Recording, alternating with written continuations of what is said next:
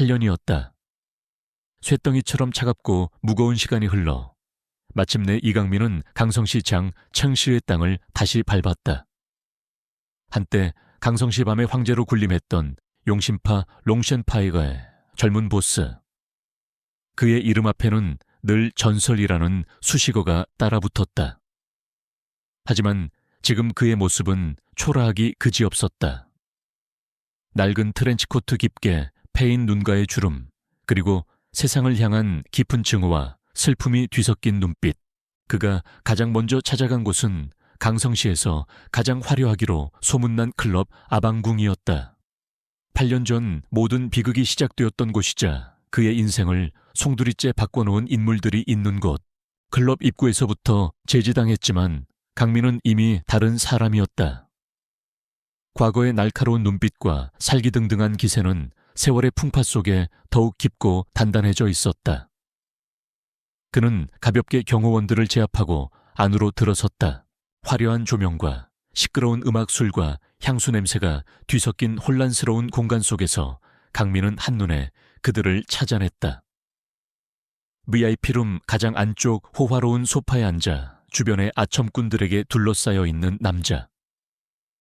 황치훈 자칭 강성시의 새로운 황제이자 강민의 모든 것을 빼앗아간 원수. 그리고 그의 옆에는 한때 강민의 아내였던 여자 유소영이 요염한 자태로 앉아 있었다. 강민이 그들 앞으로 다가가자 주변의 소음이 순간 멎는 듯 했다. 황치훈은 처음에는 귀찮다는 듯 미간을 찌푸렸지만 이내 강민의 얼굴을 알아보고는 비릿한 미소를 지었다. 이거 누구신가? 우리의 전설적인 용신파 보스 이강민 나으리 아니신가? 8년 만인데 몰골이 아주 말이 아니시구먼. 교도소 밥이 입에 안 맞으셨나 봐. 황치훈의 목소리에는 노골적인 조롱과 경멸이 담겨 있었다. 유소영 역시 강민을 발견하고는 놀란 듯 눈을 크게 떴지만 이내 차갑게 표정을 굳혔다. 그녀는 마치 더러운 것이라도 본 듯 강민에게서 시선을 피했다. 소영아. 강민이 낮은 목소리로 그녀를 불렀다. 그의 목소리에는 수많은 감정이 얽혀 있었다. 분노, 슬픔, 그리고 아주 작은 미련까지도. 나 오늘 당신을 데리러 왔어. 유소영은 어이가 없다는 듯 콧방귀를 뀌었다.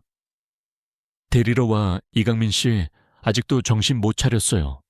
당신이랑 나는 이미 끝난 사이예요. 지금 내 옆에는 황제 폐하가 계시고 나는 곧 이 도시의 황후가 될 몸이라고요. 당신 같은 패배자한테 돌아갈 일 절대 없으니까 꿈 깨시죠. 패배자라. 강민은 쓴웃음을 지었다. 그래, 나는 패배자다. 하지만 당신은 대체 뭘 얻었지? 돈명예, 아니면 저 쓰레기 같은 놈 옆자리, 쓰레기 황치훈이 발끈하며 자리에서 일어섰다.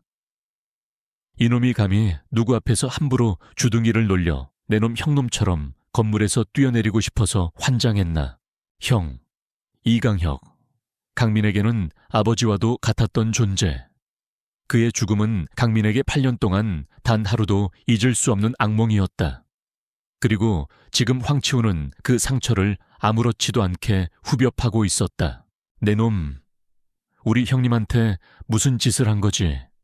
강민의 눈빛이 살기등등하게 변했다. 그의 몸에서 뿜어져 나오는 살기는 주변 공기를 얼어붙게 만들 정도였다. 황치훈은 오히려 재미있다는 듯 낄낄거렸다. 무슨 짓을 했냐고? 내 형놈 이강혁 말인가? 아주 볼만했지. 내 앞에서 살려달라고 무릎 꿇고 빌다가 결국에는 제 발로 건물 옥상에서 뛰어내리더군. 마치 한 마리 새처럼 말이야. 하하하. 이 개자식 강민은 이성을 잃고 황치훈에게 달려들려 했지만 그의 부하들에게 가로막혔다.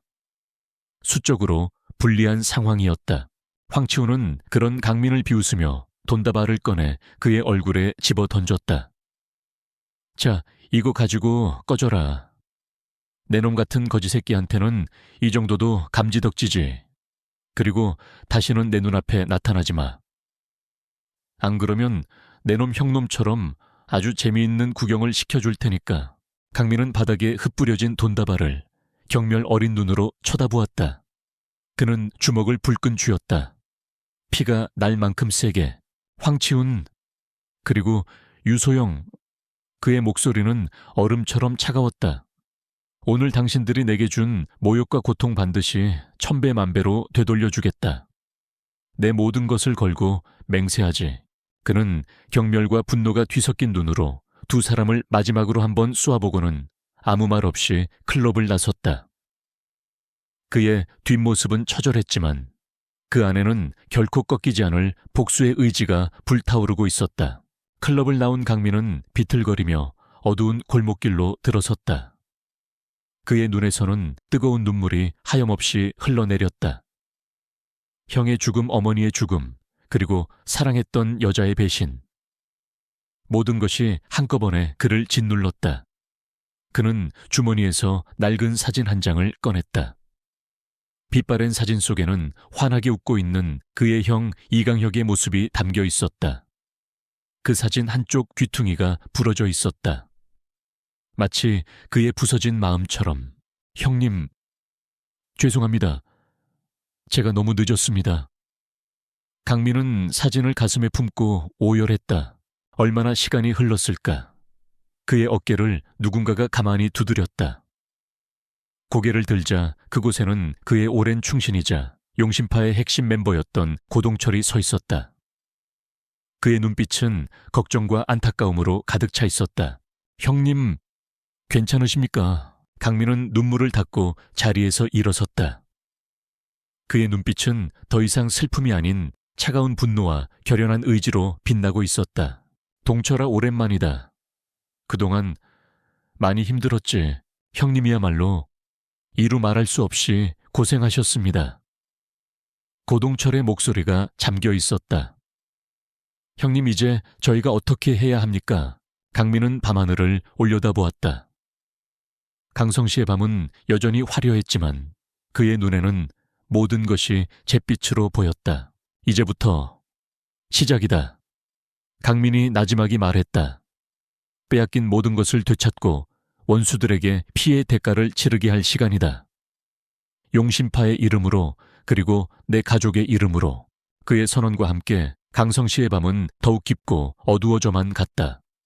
하지만 그 어둠 속에서 복수의 화신이 되어 돌아온 한 남자의 뜨거운 심장은 다시 한번 거세게 타오르기 시작했다. 피바람을 예고하는 장엄한 복수의 서곡이었다.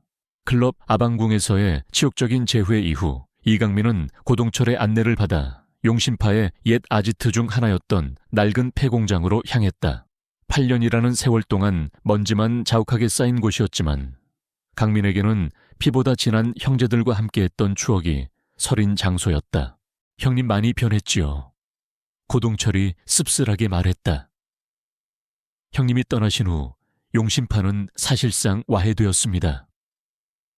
황치훈 그놈과 그 뒤를 봐주는 뇌산이라는 자가 우리 구역을 야금야금 잠식했고 따르던 형제들도 뿔뿔이 흩어졌습니다.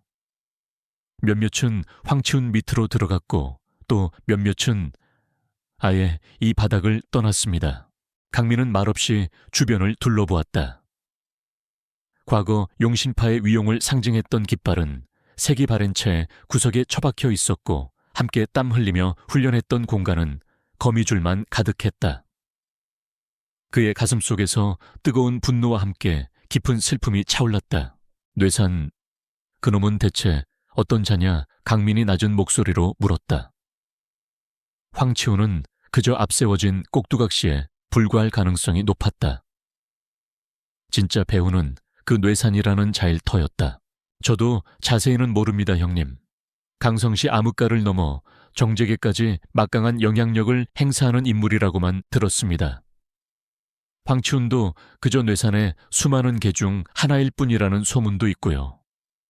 그놈이 우리 용신파를 무너뜨리고 강성시를 장악하려는 진짜 목적이 무엇인지는 아직 아무도 모릅니다.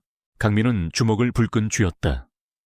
복수의 대상이 한 명 더 늘어난 셈이었다. 하지만 지금은 분노에 휩싸여 있을 때가 아니었다. 흩어진 형제들을 다시 모으고 빼앗긴 모든 것을 되찾기 위한 치밀한 계획을 세워야 했다. 동철아, 아직 우리를 따르는 형제들이 얼마나 남았지? 고동철의 얼굴에 희미한 빛이 감돌았다. 많지는 않습니다, 형님. 하지만 형님을 위해서라면 목숨이라도 바칠 수 있는 진짜 배기들은 아직 남아 있습니다. 그날 밤부터 강민과 동철은 비밀리에 옛 용신파 조직원들과 접촉하기 시작했다. 처음에는 강민의 귀환을 믿지 못하거나 혹은 황치훈의 보복을 두려워하여 망설이는 자들도 있었다. 하지만 강민이 직접 그들 앞에 모습을 드러내고 그의 변치 않은 카리스마와 복수에 대한 확고한 의지를 보여주자 그들은 하나둘씩 다시 그의 곁으로 모여들기 시작했다. 그들 중에는 과거 강민과 함께 강성시를 호령했던 백전노장들도 있었고 이제 막 이 바닥에 발을 들인 젊은 피들도 있었다. 그들은 모두 강민이라는 이름 아래 다시 한번 용신파의 깃발을 세우고 빼앗긴 영광을 되찾기를 열망했다. 며칠 후 폐공장 아지트에는 수십 명의 조직원들이 다시 모였다. 비록 과거에 비하면 초라한 규모였지만 그들의 눈빛에는 뜨거운 결의와 희망이 넘실거렸다. 강민은 그들 앞에 서서 엄숙하게 선언했다. 형제들이여, 우리가 다시 모인 이유는 단 하나다. 빼앗긴 모든 것을 되찾고 우리의 가족과 형제들을 죽음으로 몰아넣은 원수들에게 피해 대가를 치르게 하기 위해서다. 와, 조직원들의 함성이 폐공장을 뒤흔들었다. 강민은 그들에게 첫 번째 임무를 하달했다. 황치훈의 사업체와 그의 주변 인물들, 그리고 뇌산에 대한 모든 정보를 수집하는 것이었다. 용신파의 정보망을 총동원하여 그들의 약점과 비리를 샅샅이 파헤쳐야 했다. 동시에 강민은 자신만의 비밀스러운 움직임을 시작했다. 그는 8년 전 교도소에 수감되기 직전 어떤 인물과 맺었던 약속을 떠올렸다. 당시 그는 모든 것을 잃었지만 그 인물은 그에게 복수의 기회를 주겠다며 은밀한 제안을 해왔었다. 그것은 바로 정의 사회 구현이라는 미명 아래 부패한 권력과 범죄 조직을 척결하는 비밀 임무를 수행하는 것이었다.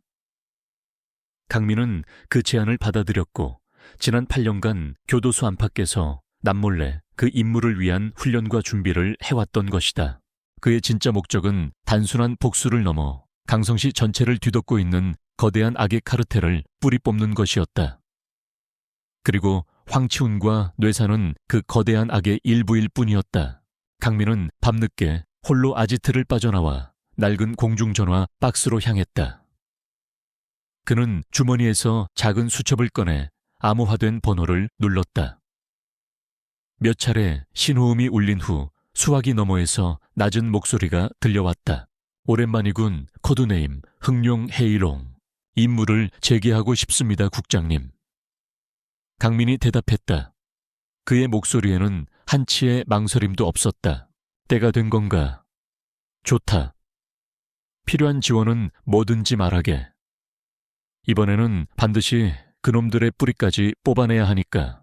짧은 통화가 끝나고 강민은 다시 어둠 속으로 사라졌다. 그의 마음속에는 복수의 불꽃과 함께 더 큰 정의를 향한 사명감이 타오르고 있었다. 한편 황치훈은 강민의 귀환 소식을 듣고 처음에는 코웃음을 쳤지만 용신파의 잔당들이 다시 모이고 있다는 첩보가 계속해서 올라오자 조금씩 불안감을 느끼기 시작했다. 그는 뇌산에게 이 사실을 보고하고 대책을 논의했지만 뇌산은 여전히 이강민을 하찮게 여기는 듯했다. 걱정할 것 없다. 8년 동안 감옥에서 썩은 놈이 뭘 할 수 있겠나. 그냥 발악하다 제풀에 지쳐 나가 떨어질 것이다. 정 거슬린다면 적당한 때에 처리해버리면 그만이지. 뇌산의 목소리는 차갑고 냉정했다. 유소영 역시 강민의 소식을 전해 듣고 마음이 복잡해졌다. 그가 정말로 복수에 성공할 수 있을까? 만약 그렇게 된다면 자신은 어떻게 되는 것일까? 그녀는 황치훈 옆에서 화려한 삶을 살고 있었지만 가끔씩 과거 강민과 함께했던 소박하지만 진실했던 시간들을 떠올리며 알 수 없는 불안감에 휩싸이곤 했다. 강성시의 밤은 더욱 깊어지고 폭풍 전야의 긴장감은 점점 더 고조되고 있었다. 이강민은 마침내 복수의 칼을 뽑아들 준비를 마쳤다. 그의 첫 번째 목표는 누구일까? 그리고 그의 숨겨진 또 다른 정체는 이 복수극에 어떤 영향을 미치게 될까? 모든 것은 아직 안개 속이었지만 한 가지 분명한 것은 강성시의 피바람이 몰아칠 날이 머지않았다는 것이었다. 용신파의 옛 아지트에 다시 모인 수십 명의 눈빛은 이강민을 향한 절대적인 충성심과 뜨거운 열기로 가득 차 있었다. 8년이라는 시간 동안 뿔뿔이 흩어져 숨죽여 지내야 했지만 그들의 가슴 속에는 여전히 용신파의 깃발 아래 하나로 뭉쳤던 과거의 영광과 그 영광을 이끌었던 보스 이강민에 대한 향수가 남아 있었다. 강민은 그들의 충성심에 보답하기 위해서라도, 그리고 자신의 처절한 복수를 위해서라도 반드시 제기해야 했다. 그는 가장 먼저 용신파 내부의 기강을 바로잡고 흩어진 세력을 규합하는 일부터 시작했다. 첫 번째 대상은 왕태호였다. 그는 과거 용신파의 중간 보스급 인물이었지만 강민이 사라진 후 독자적으로 세력을 키워 용신파의 옛 구역 일부를 차지하고 있었다. 그는 강민의 귀환을 탐탁지 않게 여기며 은근히 반항적인 태도를 보였다. 강민은 고동철과 소수의 정예 조직원들만 대동한 채 왕태호의 아지트를 급습했다. 왕태호는 수십 명의 부하들을 거느리고 있었지만 강민의 압도적인 무력과 카리스마 앞에 속수무책으로 무너졌다. 강민은 피 한 방울 흘리지 않고 단숨에 왕태호를 제압하고 그의 조직을 다시 용신파의 깃발 아래 복속시켰다. 왕태호 내놈에게 마지막 기회를 주겠다. 강민은 차가운 눈으로 왕태호를 내려다보며 말했다. 다시 한번 용신파의 이름으로 충성을 맹세하겠나?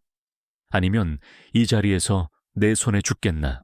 왕태호는 공포에 질려 부들부들 떨며 강민의 발밑에 무릎을 꿇었다. 형님, 제가 잘못했습니다. 죽을 죄를 지었습니다. 부디 목숨만은. 좋다. 하지만 다시 한번 배신할 생각은 꿈에도 하지 마라. 그때는 내 놈의 목숨뿐만 아니라 내 놈과 관련된 모든 것이 이 세상에서 사라지게 될 테니까. 왕태호의 세력을 흡수한 용신파는 단숨에 과거의 위용을 일부 되찾았다. 이 소식은 강성시 암흑가 전체에 빠르게 퍼져나갔고 이강민이라는 이름은 다시 한번 공포와 경외의 대상이 되기 시작했다. 다음 목표는 석흑표였다. 그는 강성시 외곽 지역을 중심으로 활동하는 신흥 조폭 두목으로 잔인하고 호전적인 성격으로 유명했다. 그는 용신파의 몰락 이후 그들의 구역을 상당 부분 잠식하며 세력을 확장하고 있었다. 강민은 석흑표에게 직접談判을 제안했다. 석흑표는 처음에는 코웃음을 쳤지만 왕태호가 하루아침에 강민에게 무릎을 꿇었다는 소식을 듣고는 그의 제안을 무시할 수 없었다. 약속 장소는 강성시 외곽의 한 폐공사 현장이었다. 달빛조차 희미한 그곳에서 강민과 석흑표는 각자의 조직원들을 대동한 채 마주섰다. 팽팽한 긴장감이 감돌았다. 이강민이라. 소문은 익히 들었다. 8년 만에 돌아와서 아주 요란하게 움직이더군. 석흑표가 먼저 입을 열었다. 그의 목소리는 거칠고 위협적이었다. 내 구역을 함부로 침범한 대가를 치르러 왔다, 석흑표. 강민이 차분하게 대답했다. 내 구역 하하하 웃기는군. 강성시는 더 이상 용신파의 것이 아니야. 힘 있는 자가 차지하는 거지. 내 놈이 8년 동안 썩고 있을 때 나는 이 바닥에서 피땀 흘려 내 세력을 키웠다. 이제 와서 내 놈이 주인 행세를 하려 들어. 말이 길군. 실력으로 보여주는 수밖에. 두 사람의 말이 끝나기가 무섭게 양측 조직원들이 일제히 함성을 지르며 서로에게 달려들었다. 폐공사 현장은 순식간에 아수라장으로 변했다. 쇠의 파이프와 강목이 허공을 갈랐고 처절한 비명과 고함 소리가 밤하늘을 뒤덮었다. 강민은 석흑표를 향해 곧장 돌진했다. 석흑표 역시 만만치 않은 싸움꾼이었지만 용신파 시절부터 수많은 실전을 경험한 강민의 상대가 되기에는 역부족이었다. 강민의 주먹과 발길은 맹수의 그것처럼 빠르고 강력했다. 그는 석흑표의 공격을 가볍게 피하며 그의 빈틈을 노렸고 몇 차례의 격렬한 공방 끝에 마침내 석흑표를 바닥에 쓰러뜨렸다. 석흑표는 피를 토하며 신음했다. 그는 믿을 수 없다는 표정으로 강민을 올려다보았다. 강민은 그의 가슴팍에 발을 올려놓고 차갑게 말했다. 이제 알겠나? 석흑표 강성씨는 여전히 용신파의 것이라는 것을. 석흑표는 결국 강민에게 항복을 선언하고 자신이 차지했던 용신파의 구역을 모두 반환하겠다고 약속했다. 이로써 용신파는 강성씨 암흑가의 최강자 자리를 다시 한번 확고히 하게 되었다. 이강민의 화려한 복귀와 용신파의 부활 소식은 황치훈과 뇌산의 귀에도 들어갔다. 황치훈은 불안감을 감추지 못하고 뇌산에게 대책을 물었지만 뇌산은 여전히 태연했다. 그래봤자 그놈은 한낱 조폭 두목일 뿐이다. 우리가 상대할 가치도 없는 미물이지. 정 거슬린다면 이번 기회에 용신파와 함께 강성씨 암흑가 전체를 한번 청소해버리는 것도 나쁘지 않겠군. 뇌산의 눈빛이 섬뜩하게 빛났다. 그는 이미 강민을 제거하고 강성씨를 완전히 장악할 새로운 계획을 꾸미고 있었다. 한편 강민은 고동철의 여동생인 고은아로부터 뜻밖의 걱정을 듣게 되었다. 그녀는 오빠를 통해 강민의 위험한 행보를 전해 듣고는 그의 안전을 진심으로 걱정하고 있었다. 강민 오빠, 너무 위험한 일은 하지 마세요. 복수도 중요하지만 오빠 몸부터 챙기셔야죠. 은하는 강민에게 따뜻한 차를 건네며 말했다. 그녀의 눈빛에는 순수한 염려와 함께 강민을 향한 소녀다운 연모의 감정이 살짝 비치기도 했다. 강민은 그런 은하의 모습에 잠시 마음이 흔들렸지만 이내 냉정을 되찾았다. 지금은 개인적인 감정에 휩쓸릴 때가 아니었다. 그에게는 아직 해야 할 일이 너무나도 많았다. 그는 밤늦게 다시 한번 공중전화 박스를 찾았다. 수화기 너머의 국장님에게 그는 최근 강성시에서 벌어진 일들과 함께 뇌산이라는 인물에 대한 조사를 요청했다. 뇌산, 그 이름 나도 들어본 적이 있네. 아마도 우리가 오랫동안 추적해온 거대한 범죄 조직의 핵심 인물일 가능성이 높아. 조심하게 흥룡. 그는 자네가 생각하는 것보다 훨씬 더 위험한 상대일 수 있으니. 국장의 경고는 강민의 마음에 더욱 큰 긴장감을 불어넣었다. 뇌산 그는 단순한 조폭 배우가 아니었다. 어쩌면 국가 전체를 위협하는 거대한 악의 축일지도 몰랐다. 강민은 직감했다. 자신의 복수는 이제 개인적인 차원을 넘어 더 큰 정의를 위한 싸움으로 확장되고 있다는 것을. 그리고 그 싸움의 끝에는 상상조차 할 수 없는 거대한 진실이 기다리고 있을 것이라는 것을. 그의 심장이 다시 한번 뜨겁게 타오르기 시작했다. 이강민이 강성시 암흑가를 다시금 용신파의 이름 아래 통합하고 있다는 소식은 뇌산의 귀에도 당연히 들어갔다. 그는 처음에는 이강민을 8년 동안 잊혔던 과거의 망령 정도로 치부했지만 왕태호와 석흑표가 연이어 그의 발밑에 무릎을 꿇었다는 보고를 받자 더 이상 그를 좌시할 수 없다고 판단했다. 다 죽어가던 용새끼가 마지막 발악을 하는 모양이군. 뇌산은 서재 깊숙한 의자에 앉아 시가를 음미하며 낮게 읊조렸다. 그의 눈빛은 차갑게 빛나고 있었다. 황치훈 그놈에게 전해라. 더 이상 장난은 끝났다고. 이강민과 용신파 잔당들을 처리할 마지막 기회를 주겠다고 말이야. 만약 이번에도 실패한다면 그놈 역시 이 바닥에서 사라지게 될 거라고. 뇌산의 명령은 절대적이었다. 황치훈은 뇌산의 전언을 듣고 공포에 질렸지만 동시에 이강민을 제거하고 뇌산의 신임을 얻을 절호의 기회라고 생각했다. 그는 자신의 모든 수족과 뇌산이 비밀리에 지원해준 정의 용병들까지 동원하여 용신파를 향한 대대적인 공격을 준비하기 시작했다. 한편 이강민은 국장의 경고와 고동철의 정보망을 통해 뇌산과 황치훈의 움직임이 심상치 않음을 감지하고 있었다. 그는 용신파의 아지트인 폐공장을 요새화하고 조직원들에게 비상경계태세를 명령했다. 또한 자신을 따르는 소수의 정예 멤버들과 함께 뇌산의 봉어지와 그의 사업체에 대한 정보를 수집하는 데 박차를 가했다. 고은하는 오빠 동철을 통해 강민이 또다시 위험한 싸움에 휘말리게 되었다는 것을 알고 밤낮으로 그의 안전을 걱정했다.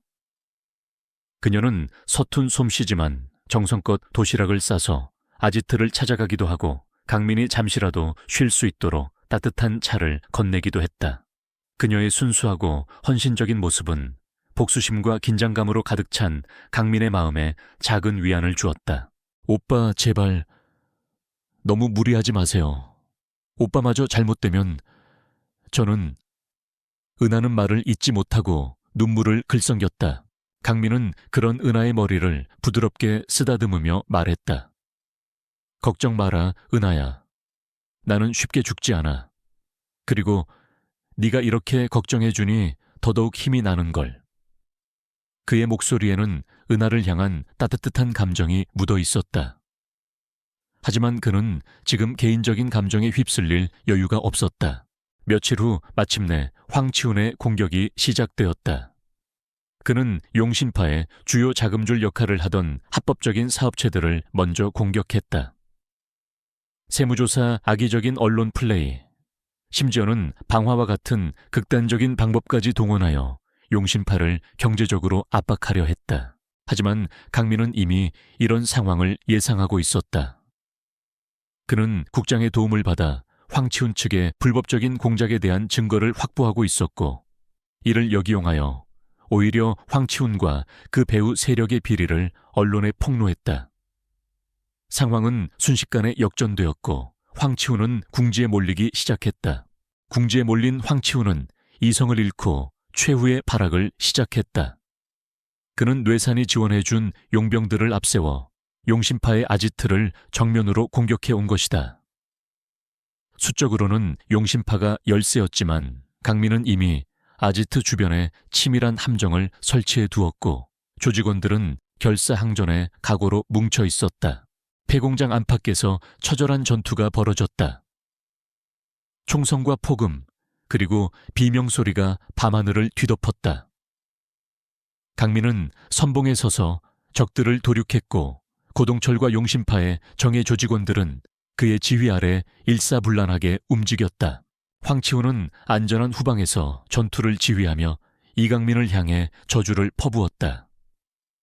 이강민, 이 더러운 시궁창 쥐새끼 같은 놈. 오늘 내 놈의 숨통을 반드시 끊어주마. 전투는 한참 동안 이어졌다. 양측 모두 막대한 피해를 입었지만 승패는 쉽게 갈리지 않았다. 바로 그때 강민은 황치훈이 전투 상황을 지켜보고 있는 지휘 차량을 발견했다. 그는 고동철에게 조직원들을 맡기고 홀로 지휘 차량을 향해 돌진했다. 수많은 적들이 그의 앞을 가로막았지만 그는 마치 분노한 흑룡처럼 그들을 해치고 나아갔다. 그의 몸에는 이미 여러 군데 상처가 나 있었지만 그의 눈빛은 조금도 꺾이지 않았다. 마침내 그가 황치훈의 지휘 차량 앞에 도달했을 때 그의 앞을 막아선 것은 다름 아닌 유소영이었다. 그녀는 겁에 질린 표정이었지만 황치훈의 명령에 따라 어쩔 수 없이 강민을 막아선 듯 했다. 강민 씨, 제발 멈춰요. 그녀의 목소리가 떨렸다. 강민은 차가운 눈으로 그녀를 바라보았다. 비켜, 유소영. 이건 당신이 끼어들 일이 아니야. 하지만 그를 죽이면 당신도 무사하지 못할 거예요. 그의 뒤에는 뇌산이라는 더 무서운 자가 있다고요. 유소영은 울먹이며 애원했다. 강민은 잠시 망설였지만 이내 다시 한번 결의를 다졌다. 그렇다고 해서 여기서 멈출 수는 없어. 나는 내 형님과 어머니의 복수를 해야 한다. 그리고 당신 같은 여자를 사랑했던 내 어리석었던 과거도 모두 청산해야 하고. 그는 유소영을 옆으로 밀치고 지휘 차량의 문을 부수고 안으로 뛰어들었다. 그곳에는 공포에 질려 벌벌 떨고 있는 황치훈이 있었다. 이강민, 오지마. 오지 말라고. 강민은 아무 말 없이 황치훈의 멱살을 잡아 끌어냈다. 그리고는 그의 얼굴에 피맺힌 분노의 주먹을 날렸다. 황치훈은 비명조차 지르지 못하고 정신을 잃었다. 황치훈이 쓰러지자 그의 용병들은 전의를 상실하고 뿔뿔이 흩어지기 시작했다. 용심파는 마침내 처절한 전투에서 승리한 것이다. 하지만 그들의 피해도 적지 않았다. 많은 형제들이 다치거나 목숨을 잃었다. 강민은 지친 몸을 이끌고 아지트로 돌아왔다. 그의 마음은 승리의 기쁨보다는 동료들을 잃은 슬픔과 앞으로 다가올 더 큰 싸움에 대한 무거운 책임감으로 가득 차 있었다. 그때 그의 휴대폰으로 다시 한번 국장님으로부터 연락이 왔다. 흥룡 이번 일은 잘 처리했다. 하지만 진짜 적은 지금부터라는 것을 명심하게. 뇌사는 황치훈 따위와는 비교도 안 될 만큼 교활하고 강력한 상대다. 그리고 그의 배후에는 상상조차 할 수 없는 거대한 조직이 있을 가능성이 높아. 국장의 말은 강민에게 새로운 위협과 함께 자신이 짊어져야 할 임무의 무게를 다시 한번 상기시켜 주었다.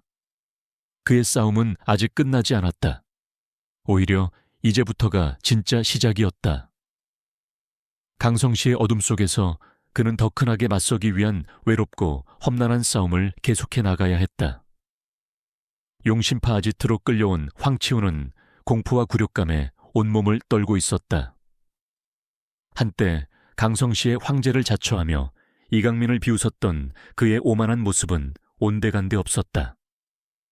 그는 차가운 시멘트 바닥에 무릎 꿇린 채 자신을 내려다보는 이강민의 눈빛에서 죽음의 그림자를 읽고 있었다. 이강민, 살려줘. 제발 목숨만은. 황치훈은 애처롭게 빌었다. 네가 원하는 건 뭐든지 다 주겠다. 돈이든 여자든 아니면 내 모든 사업체까지도. 강민은 그의 비굴한 모습에 경멸감을 느꼈지만 당장 그를 죽일 생각은 없었다. 그에게서 뇌산에 대한 정보를 최대한 얻어내야 했기 때문이다. 내 놈 목숨 따위에는 관심 없다, 황치훈. 하지만 내 놈이 살고 싶다면 내가 묻는 말에 똑바로 대답해야 할 것이다. 강민은 고동철과 함께 황치훈을 신문하기 시작했다. 처음에는 입을 굳게 다물고 버티던 황치훈도 강민의 집요한 추궁과 용심파 조직원들의 위협적인 분위기 앞에서 결국 모든 것을 털어놓기 시작했다. 그의 입에서 나온 정보는 충격적이었다. 뇌사는 단순히 강성시 암흑가의 배우가 아니었다. 그는 전국적인 규모의 범죄 조직 흥림회 제1인 후의 핵심 간부였으며 마약 밀매 불법 도박, 인신매매 등 온갖 추악한 범죄를 저지르고 있었다. 또한 그는 정관계에도 깊숙이 연주를 대고 있어 법의 심판을 교묘하게 피해가고 있었다. 황치훈 역시 뇌산의 꼭두각시에 불과했으며 그의 지시에 따라 이강민의 형을 죽음으로 몰아넣고 용신파를 와해시키는데 앞장섰던 것이다. 뇌산 그놈은 괴물이야. 인간의 탈을 쓴 악마라고. 황치훈은 공포에 질려 중얼거렸다. 그가 밝힌 뇌산의 실체는 상상을 초월할 만큼 거대하고 잔혹했다. 모든 정보를 얻어낸 후 강민은 황치훈을 어떻게 처리할지 고민했다. 그를 죽이는 것은 너무나도 쉬운 일이었지만 그것만으로는 8년간의 원한과 형님의 억울한 죽음에 대한 복수가 될 수 없었다. 황치훈 내놈은 죽는 것보다 더한 고통 속에서 평생을 살아가게 될 것이다. 강민은 차갑게 선언했다. 그는 황치훈의 모든 재산을 몰수하고 그가 저지른 모든 비리를 세상에 폭로하여 사회적으로 매장시켜 버렸다. 한때 강성시를 호령했던 황제는 하루아침에 모든 것을 잃고 비참한 신세로 전락했다. 한편 유소영은 황치훈의 몰락 소식을 듣고 복잡한 심경에 휩싸였다.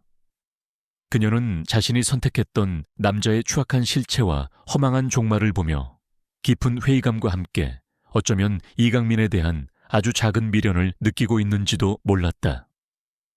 그녀는 조용히 강성시를 떠나 새로운 삶을 찾아 나섰고 다시는 이강민 앞에 나타나지 않았다.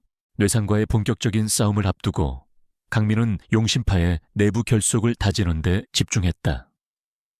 그는 조직원들에게 정기적인 훈련을 실시하고 합법적인 사업체를 통해 조직 운영 자금을 확보하는 등 용신파를 현대적이고 강력한 조직으로 변모시키려 노력했다. 고은하는 그런 강민의 곁을 묵묵히 지키며 그에게 힘이 되어주었다. 그녀는 강민이 위험한 길을 걷고 있다는 것을 알면서도 그를 향한 자신의 마음을 숨기지 않았다. 그녀의 따뜻하고 순수한 사랑은 복수심과 증오로 가득 찼던 강민의 마음에 조금씩 온기를 불어넣어 주었다. 오빠 너무 힘들어하지 마세요. 제가 항상 오빠 곁에 있을게요. 은하는 강민의 상처 입은 손을 잡고 말했다. 강민은 그런 은하의 모습에 미소를 지었다. 그는 어쩌면 이 지옥 같은 싸움이 끝난 후에는 그녀와 함께 평범한 행복을 누릴 수 있을지도 모른다는 작은 희망을 품기 시작했다. 하지만 뇌사는 이강민에게 숨 돌릴 틈조차 주지 않았다. 황치훈이 제거되자 그는 더욱 강력하고 잔혹한 방식으로 용신파를 압박해오기 시작했다. 그는 흥림회의 정예 살수들을 강성시로 보내 용신파의 주요 간부들을 암살하려 했고 동시에 언론과 정치권을 이용하여 용신파를 사회악으로 매도하며 고립시키려 했다. 강성시는 다시 한번 피바람에 휩싸일 위기에 처했다. 강민은 뇌산의 공격을 막아내기 위해 모든 수단을 동원해야 했다. 그는 국장에게 연락하여 흥림회와 뇌산의 범죄 증거들을 전달하고 공식적인 수사를 요청했다. 동시에 그는 용신파 조직원들을 이끌고 흥림회 살수들과의 정면 대결을 준비했다. 국장은 강민이 전달한 증거에 엄청난 파급력에 놀라움을 금치 못했다. 이것은 단순한 조폭 소탕 작전을 넘어 국가 전체를 뒤흔들 수 있는 거대한 부패 스캔들이었다. 그는 즉시 특별수사팀을 구성하고 뇌상과 흥림회에 대한 전면적인 수사에 착수했다. 강성시의 밤은 그 어느 때보다 어둡고 길었다. 도시 곳곳에서 용신파와 흥림회 간에 크고 작은 충돌이 벌어졌고 무고한 시민들의 피해도 속출했다. 이강민은 이 모든 혼란을 끝내기 위해서라도 반드시 뇌산을 쓰러뜨려야 한다고 다짐했다. 그는 고동철과 소수의 정예 조직원들과 함께 뇌산의 봉어지로 알려진 비밀 아지트를 급습할 계획을 세웠다. 그것은 너무나도 위험한 도박이었지만 그에게는 다른 선택지가 없었다. 뇌산이라는 거대한 악의 머리를 직접 치지 않고서는 이 싸움을 끝낼 수 없다는 것을 그는 잘 알고 있었다. 결전의 날이 밝아오고 있었다. 이강민은 마지막으로 은하를 찾아갔다. 그는 그녀에게 자신의 마음을 솔직하게 고백하고 싶었지만 차마 입이 떨어지지 않았다. 대신 그는 그녀에게 작은 나무 상자를 건넸다. 그 안에는 그가 직접 깎아 만든 작은 용 모양의 목걸이가 들어있었다. 만약 내가 돌아오지 못하거든 이것을 간직해 주렴. 그리고 나를 잊고 행복하게 살아야 한다. 은하는 눈물을 흘리며 그의 손을 잡았다. 아니 오빠, 꼭 돌아와야 해. 내가 기다리고 있을게. 반드시. 이강민은 그녀를 마지막으로 한번 힘껏 안아주고는 비장한 각오로 어둠 속으로 발걸음을 옮겼다. 그의 등 뒤로는 사랑하는 여인의 간절한 기도와 함께 새로운 시대를 향한 희미한 여명이 밝아오고 있었다. 어둠이 짙게 드리운 강성시 외곽 뇌산의 비밀 아지트로 알려진 낡은 물류창고, 주변은 살벌한 기운으로 가득 차 있었다. 이강민은 고동철과 엄선된 용신파 정예 조직원 20명과 함께 그림자처럼 창고를 향해 접근했다. 그들의 눈빛은 비장했고 손에는 날카로운 무기가 들려 있었다. 모두 준비됐나? 강민이 낮은 목소리로 물었다. 조직원들은 말없이 고개를 끄덕였다. 그들의 얼굴에는 긴장감과 함께 자신들의 보스를 향한 절대적인 신뢰가 어려 있었다. 강민은 손짓으로 작전 개시를 알렸다. 그들은 마치 한 마리의 흑룡처럼 어둠을 뚫고 창고 내부로 신속하게 잠입했다. 창고 내부는 예상대로 흥림회, HA 린후이 조직원들로 가득 차 있었고 곳곳에 감시 카메라와 첨단 보안 장비들이 설치되어 있었다. 하지만 강민과 그의 부하들은 과거 용신파 시절부터 수많은 실전을 경험한 베테랑들이었다. 그들은 교묘하게 감시망을 피하며 내부 깊숙이 진입했다. 하지만 그들의 잠입은 오래가지 못했다. 순찰 중이던 흥림회 조직원에게 발각되면서 창고 내부는 순식간에 아수라장으로 변했다.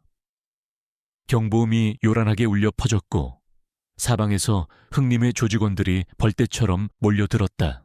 젠장 들켰나 고동철이 외쳤다. 상관없다. 이판사판이다. 뚫고 들어간다. 강민이 포효하며 선두에 서서 적들을 향해 돌진했다. 치열한 백병전이 벌어졌다. 용신파 조직원들은 수적으로 열세였지만 이강민이라는 절대적인 존재를 중심으로 똘똘 뭉쳐 용맹하게 싸웠다. 강민은 마치 전쟁의 신처럼 적진을 헤집고 다녔다. 그의 주먹과 발길이 닿는 곳마다 흥림회 조직원들은 비명을 지르며 나가 떨어졌다. 하지만 흥림회 역시 만만치 않았다.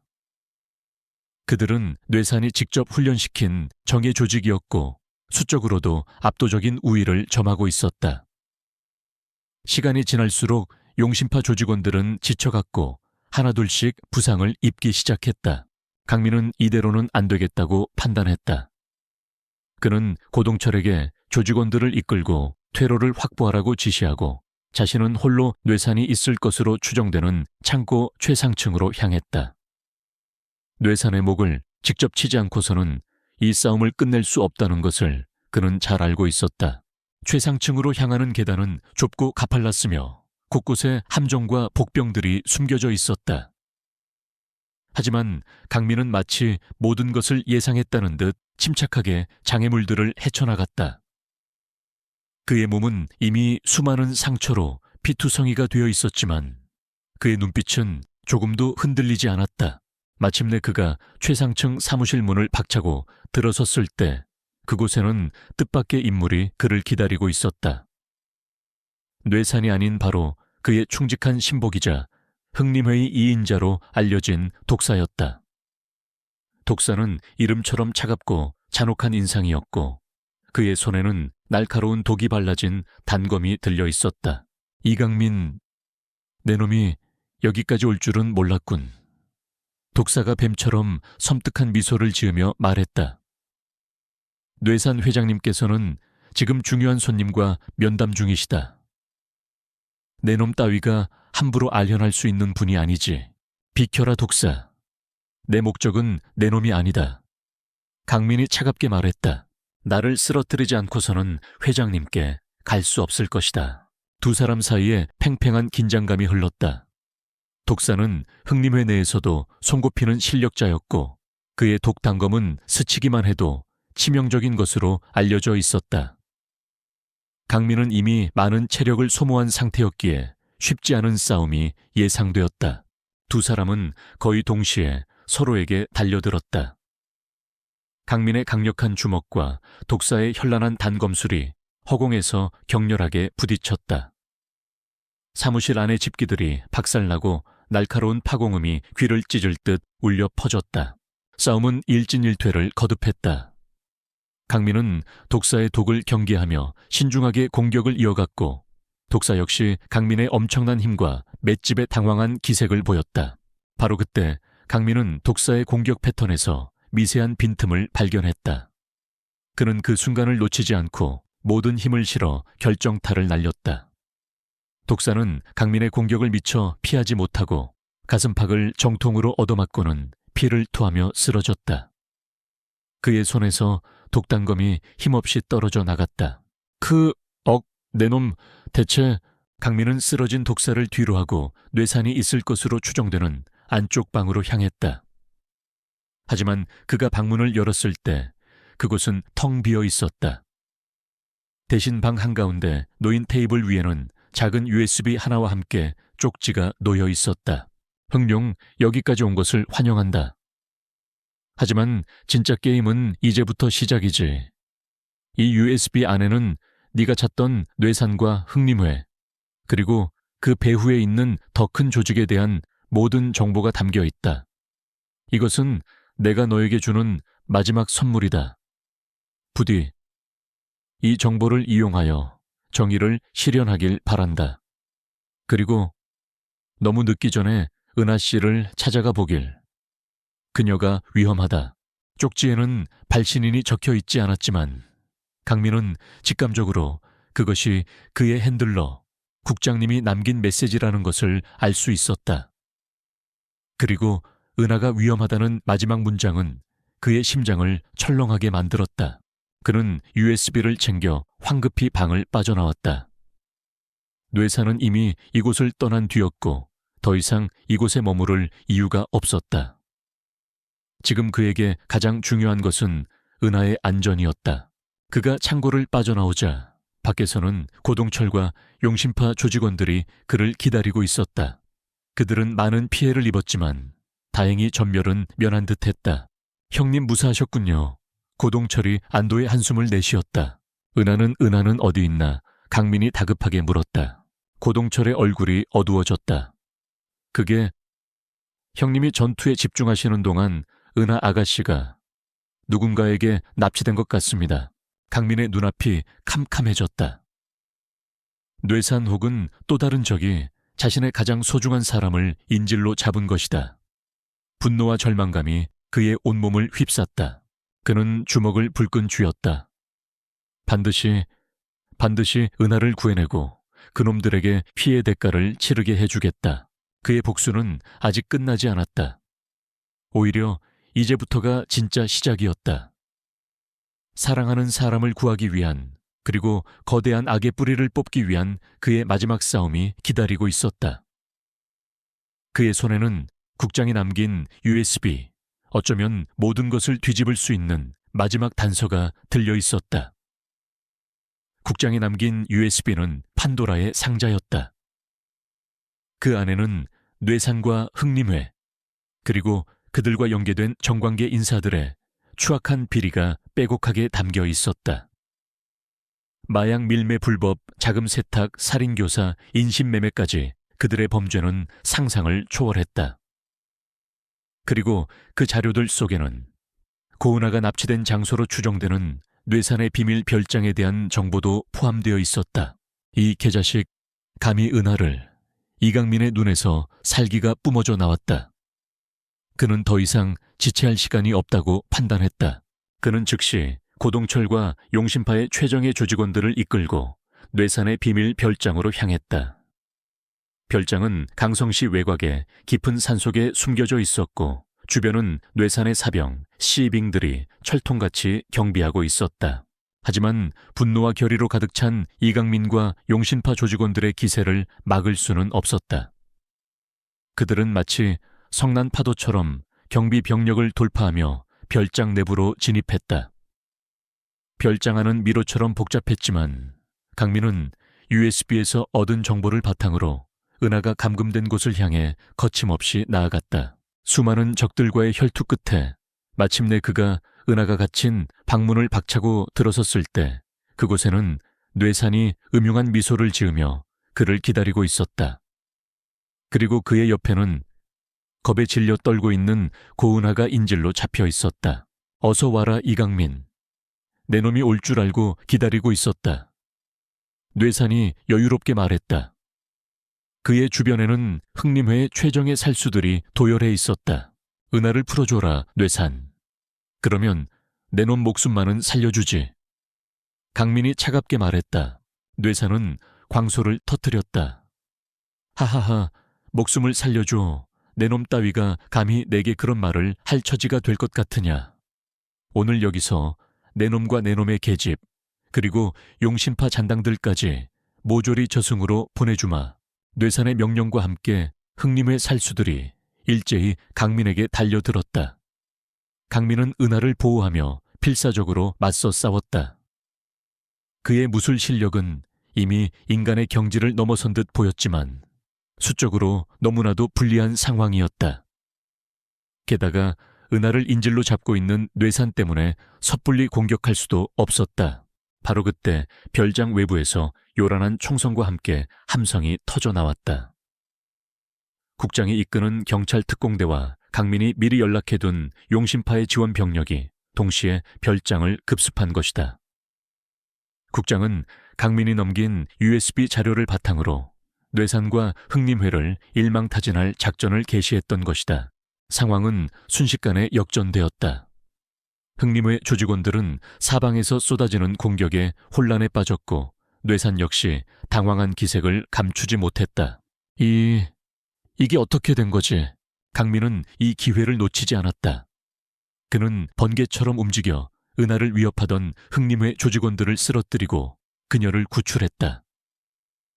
그리고 마침내 모든 악의 근원인 뇌산과 마주섰다. 이제 내 놈의 차례다, 뇌산.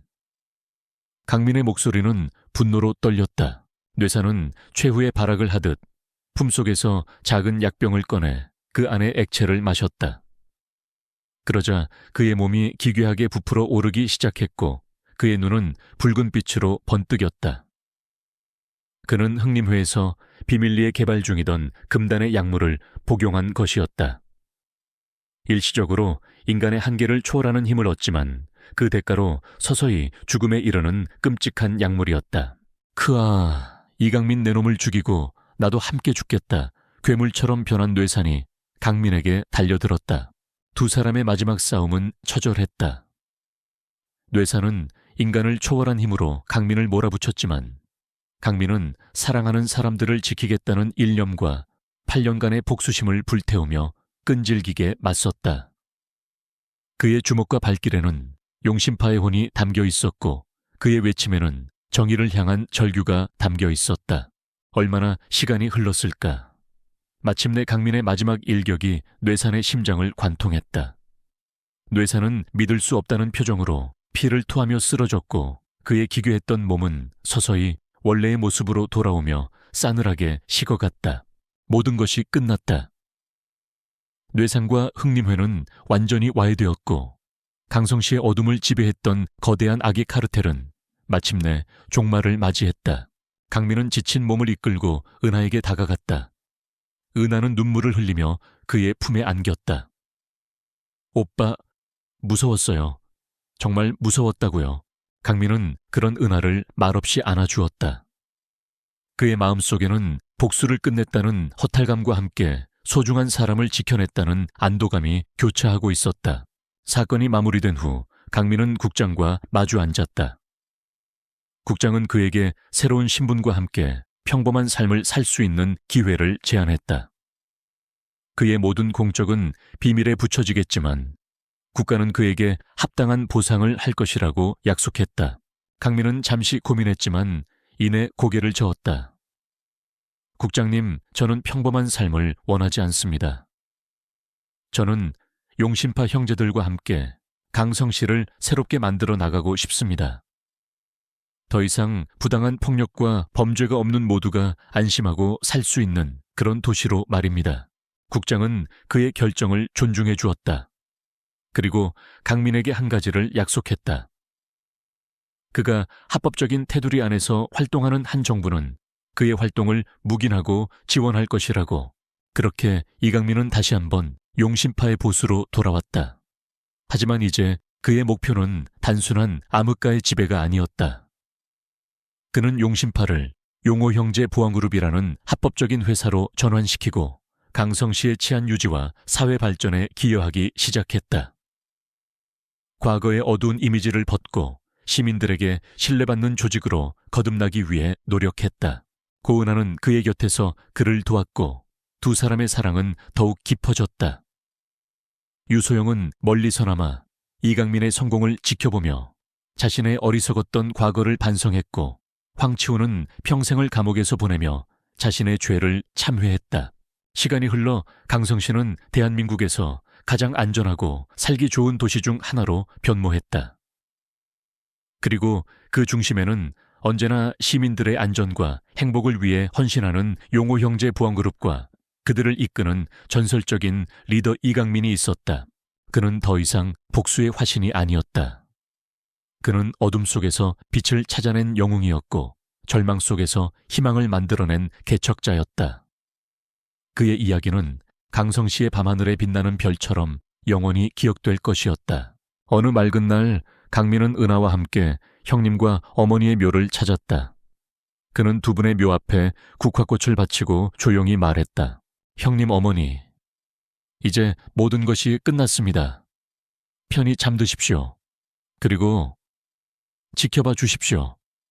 제가 만들어갈 새로운 세상을.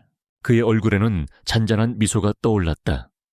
과거의 아픔은 여전히 그의 가슴 속에 남아있었지만 이제 그는 그 아픔을 딛고 더 나은 미래를 향해 나아갈 준비가 되어 있었다. 사랑하는 사람들과 함께